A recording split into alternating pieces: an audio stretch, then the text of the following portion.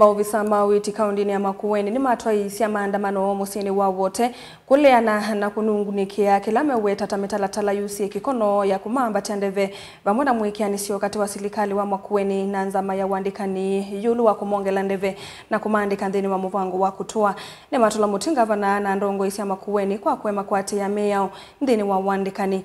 Maofisa methitu ya maitwaisia mukomo kwa ivinda Makueni ikithi wa imwe wa kaundi ina ilasi ya miekwanisia wiwa na maofisa na kutuma makiende ya na mukomo Caleb Chalo na mauvo. We musomi wa mea na muteti wa kisia NND indi wenda ovathukanu na mea ti uneni wakwa indi nuneni wa maofisa mawiti va Makueni kula kwi gavana Mutula Kilonzo Jr. kavindane kala matwaisia maandamano musini wa wote kuleana na mutalatala wa kaundi enu usiwe ni kikono wa kumamba tendeve maofisa vamwe na ndevi nthuku. Shall never be defeated. Our people united shall never be defeated. George Gibore mwandiki munini wa ngwatanio yo ya Kenya Union of Clinical Officers ni waeleza kana Makueni vamwe na kaundi ingi itatu nisio siatia lile Kenya itianisi mavata mao maofisa undula ni mwelekana na undu gavana wa Makueni we yumelasia tamwate iwa mea na muteti wa kisia NND. Na leo hii tukiwa hapa, tuko kwa hapa kwa sababu tunajua kwamba tumekosewa na gavana wa Makueni na viongozi wote wa hapa Makueni. Na tukisema hivyo ni kwamba tumekuwepo na makubaliano zaidi ya 4 na miaka ambayo imepita. Na sisi tukiwa hapa tunashukuru kwamba gavana aliyekuwepo alitenda haki na kaajiri watu katika kandarasi za kudumu kila mmoja, hakuacha hata mmoja katika kandarasi duni. Leo hii huyu gavana aliyekuja ambaye ni Mutula Kilonzo ambaye ni mwanasheria amekiuka sheria, anaandika watu chini ya vile ambavyo inakubalika kisheria na anawalipa malipo duni na anawalazimisha kufanya kazi. Nimeenda ingi serikali wa Makueni weke kwilinja na nzama ya magavana na kunenga na budget ya kumamba chendeve makielesya ingi mwikanisio ula withia ovo kati wa nzama ya wandikani ya Makueni vamwe na serikali tuko na ile ambayo inaitwa career guideline ambaye inaonyesha vile ambavyo watu wanatakiwa kuajiriwa na wapandisho vyeo promotion.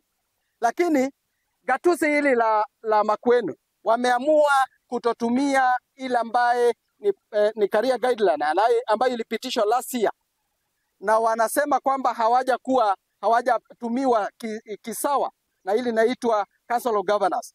Na sisi tunauliza, sheria gani inahitaji sheria iliyopitishwa kupitizwa ama kufuadiwa na wale wanaitwa Council of Governors?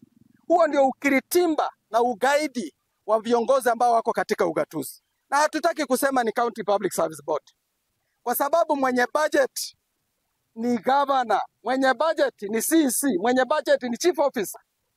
Wao ndio wanatakiwa kupeana budget, waseme tuko na pesa za kupromote na wa prepare zile file na waseme kwamba tunataka approve.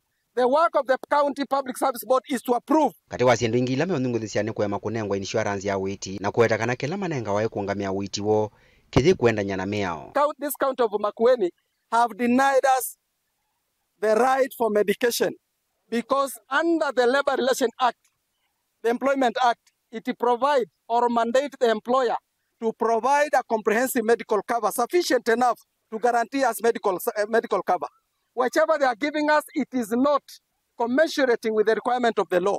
And that is why we are saying we are denied services because you have not done so.